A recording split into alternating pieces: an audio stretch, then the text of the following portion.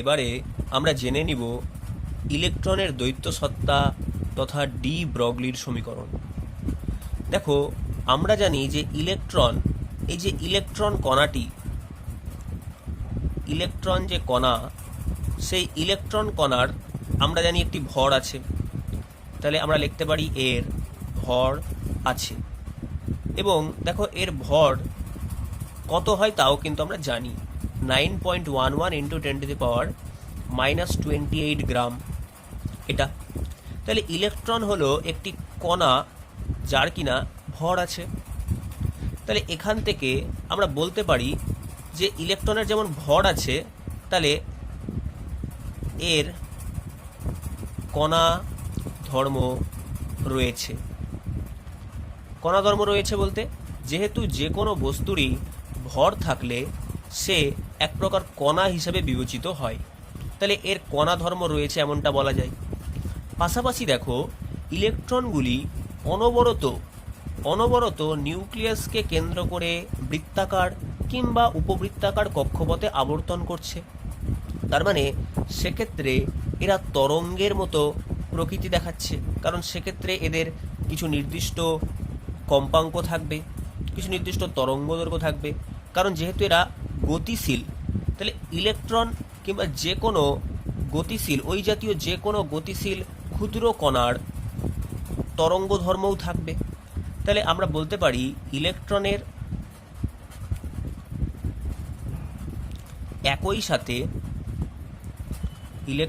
একই সাথে কণা ধর্ম ও তরঙ্গ ধর্ম রয়েছে। তাহলে দেখো, একই সাথে একটি ক্ষুদ্র গতিশীল কণা যেমন ইলেকট্রন বা ওই জাতীয় অন্য কোনো কণাও হতে পারে, তারা একই সাথে কণা ধর্ম অ্যাজ ওয়েল অ্যাজ তরঙ্গ ধর্ম দুটোই প্রদর্শন করছে। এই ঘটনাকে বলা হয় ইলেকট্রনের দ্বৈত সত্তা। দ্বৈত, দয়ে বয়ে ওই দ্বৈত সত্তা, একে বলা হয় ইলেকট্রনের দ্বৈত সত্তা।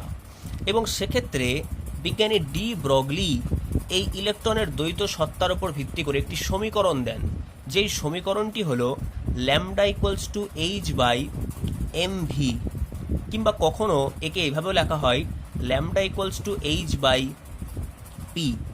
এই সমীকরণগুলোকে বলা হয় ডি ব্রগলি সমীকরণ। তাহলে এই সমীকরণটা কিন্তু খুবই ইম্পর্টেন্ট।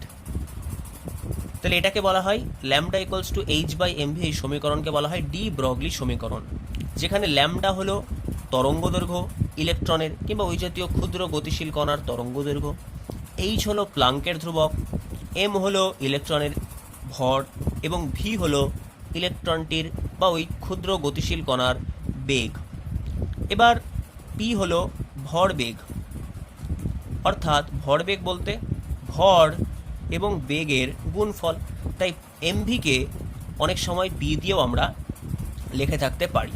এবার আমরা একটু দেখে নিব যে এই যে সমীকরণ ল্যামডা ইকুয়ালস টু h/mv, এই সমীকরণটা কোথা থেকে এলো। তাহলে এবারে ডি ব্রগলি সমীকরণের উপপাদনটি আমরা দেখে নিব। দেখো, প্ল্যাঙ্কের তত্ত্ব থেকে আমরা লিখতে পারি E equal to h into new, যেখানে E হলো শক্তি, h হলো প্ল্যাঙ্কের ধ্রুবক এবং নিউ হলো কম্পাঙ্ক। এই সমীকরণটিকে তারপর কি লেখা যায়, E equal to h into c/ল্যামডা। এটা আমরা আগেই জেনেছি, কারণ নিউকে c/ল্যামডা আকারে প্রকাশ করা যায়। তাহলে এটাকে একটা নাম্বার দিয়ে আপাতত রেখে দিলাম। এবারে আইনস্টাইনের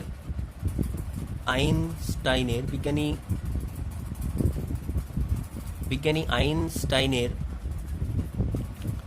একটি সমীকরণ আছে ভর ও শক্তির নিত্যতা সূত্র বা সমতুল্যতা সূত্র। তাহলে সেখান থেকে দেখো আমরা এটা লিখতে পারি সমীকরণ থেকে E ইকুয়ালস টু mc², এটা।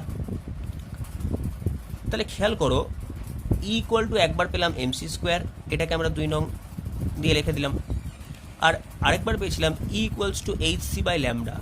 এবার যদি আমরা 1 ও 2কে সমান করে দিই, কারণ উভয়েরই বাম পক্ষে দেখো শক্তি রয়েছে, তাহলে 1 ও 2 নং থেকে পাই কি লেখা যাবে? লেখা যাবে না mc square equal to hc by lambda, এরকম। তাহলে অর দিয়ে লিখতে পারি mc equal to h by lambda, এরকম। তাহলে তারপরের লাইনে লেখা যায় lambda equal to h by mc, এই অবস্থায়। তাহলে দেখো তো এই সমীকরণটা অনেকটা ডি ব্রগলির সমীকরণের অনুরূপ। তো তাহলে এবার আমরা বলবো ইলেকট্রনের বা ওই জাতীয় কোনো ক্ষুদ্র কণার ক্ষেত্রে, ইলেকট্রন বা ওই জাতীয় কোনো ক্ষুদ্র কণার ক্ষেত্রে কি লেখা যায়? লেখা যায় না lambda equals to H by MV, যেখানে এইচটা তো ফিক্সড, এইচ তো প্ল্যাঙ্কের ধ্রুবক, এমটা ইলেকট্রন বা ওই কণাটার ভর, আর ভিটা কি? ভিটা হলো ইলেকট্রনের আমরা বলতে পারি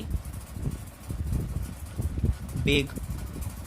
তাহলে দেখো এইভাবে আমরা ডি ব্রগলির যে সমীকরণ, সেই ডি ব্রগলির সমীকরণের যে ডেরিভেশন বা তার যে উপপাদন সেটা কিন্তু করতে পারলাম।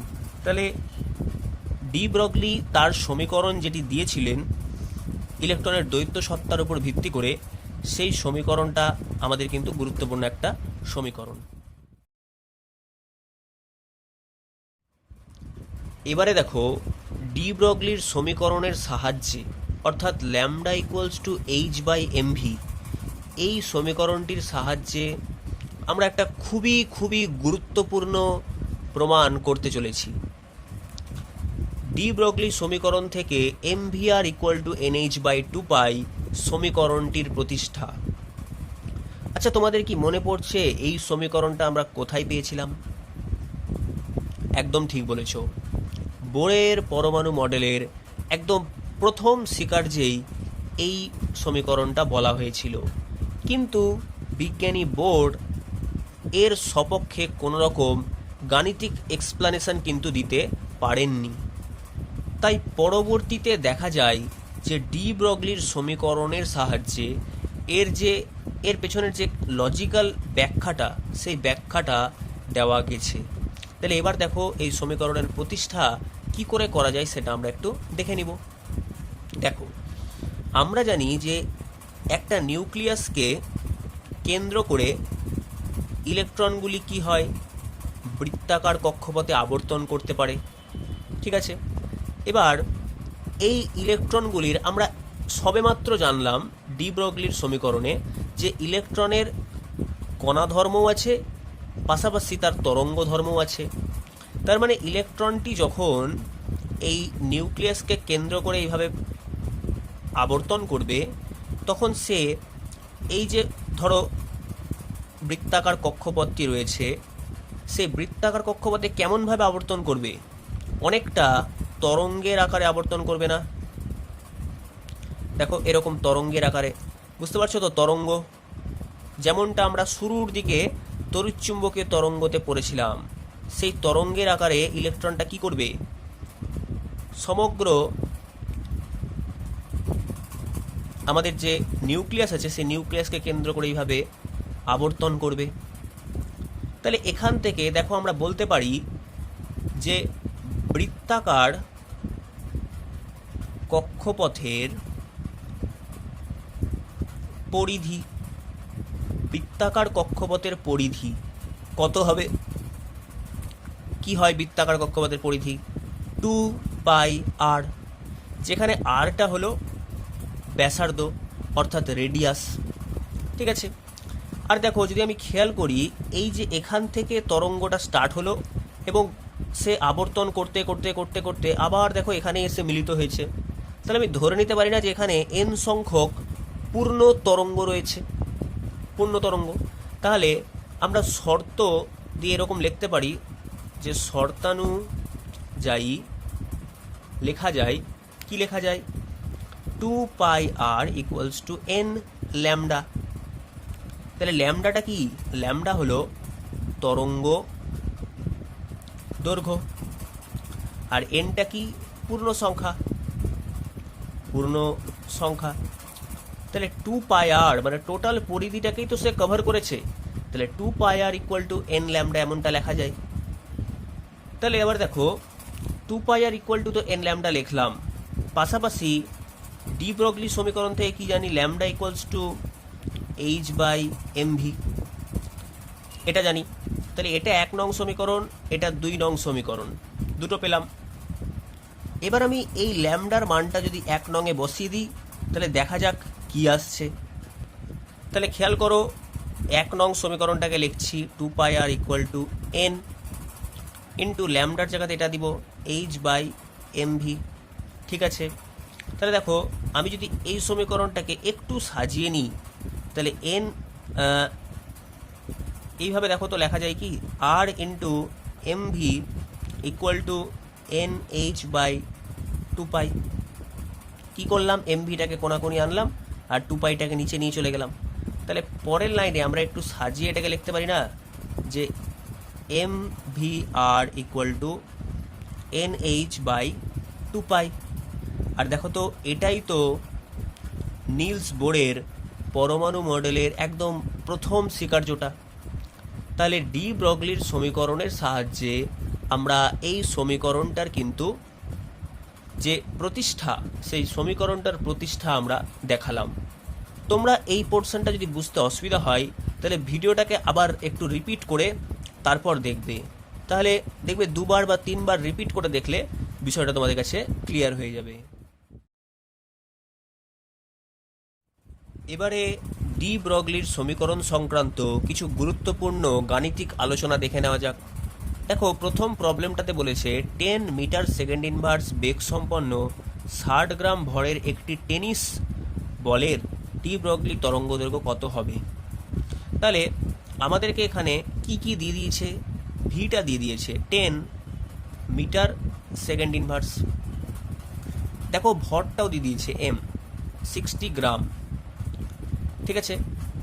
আর আমরা কি জানি, ল্যামডা ইকুয়ালস টু h/mv। তাহলে তোমরা কিন্তু সরাসরি সমীকরণের সমস্ত মান বসিয়ে দিবে না, তোমরা প্রথমে দেখবে সব মানগুলো কি একই একক পদ্ধতিতে দিয়েছে, মানে সবগুলোই এসআই বা সবগুলোই সিজিএসে কি দিয়েছে। যেমন দেখো এখানে ভরটা গ্রামে আছে, কিন্তু বেগটা দেখো, বেগটা কিসে আছে, মিটার সেকেন্ড ইনভার্স। তার মানে মিটার সেকেন্ড ইনভার্সটা কি, এটা কিন্তু এসআই, তাহলে একটা সিজিএস একটা এসআই দিয়েছে। তো তুমি এক কাজ করো, এটাকে তুমি এসআই নিয়ে নাও, কেজিতে কনভার্ট করে দাও। তাহলে কেজিতে কনভার্ট করার জন্য কী করতে হবে, 60/1000 এত কেজি, তার মানে কত হয়ে যাবে 0.06 কেজি এত। আচ্ছা, এবার তুমি এখানে সমস্ত মানগুলোকে বসাও। তাহলে এইচটা হবে 6.6226 ইন্টু 10⁻⁻34 জুল সেকেন্ড, নিচে এম মানে হলো 0.06 ইন্টু ভি মানে বেগ, তাহলে 10।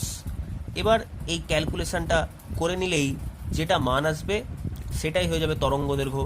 এবং তরঙ্গ দৈর্ঘ্য একক কী হবে, এক্ষেত্রে এককটা প্রথমে বেরোবে মিটারে। তাহলে আমরা ক্যালকুলেশনটা করি, দেখি কি মান আসছে। তাহলে দেখো সিম্পলি ক্যালকুলেটরে যখন তোমরা এই ক্যালকুলেশনটা করবে, তখন এই ভাগফলটা করে আসবে 110.43 ইন্টু 10⁻⁻, ক্যালকুলেশন তো আলাদাভাবে তোমাদেরকে বলেইছিলাম যে করে নিতে। তাহলে এটা উপরে চলে যাবে, চলে গেলে তাহলে 10⁻⁻35। তারপর আমরা ওটাকে এইভাবে সাজিয়ে নিলাম একটু, কারণ এটাই কিন্তু সাজানোর নিয়ম, যে পয়েন্টটাকে একদম এক ঘরে নিয়ে চলে আসতে হবে। তাহলে 1.1043 ইন্টু 10⁻⁻33 মিটার। তাহলে এটা বেরিয়ে গেল আমাদের ল্যামডার মান, এটাই অ্যান্সার। তাহলে এক্ষেত্রে দেখো তরঙ্গ দৈর্ঘ্যের যে মান সেটা কিন্তু খুবই ক্ষুদ্র, খুবই কম। অর্থাৎ টেনিস বলের ক্ষেত্রে আমরা সেরকমভাবে কিন্তু কোনো ডি ব্রগলি তরঙ্গ দৈর্ঘ্যের মান তো পাবো ক্যালকুলেশন করে, কিন্তু প্র্যাকটিক্যালি সেটা অবজার্ভ করতে পারবো না।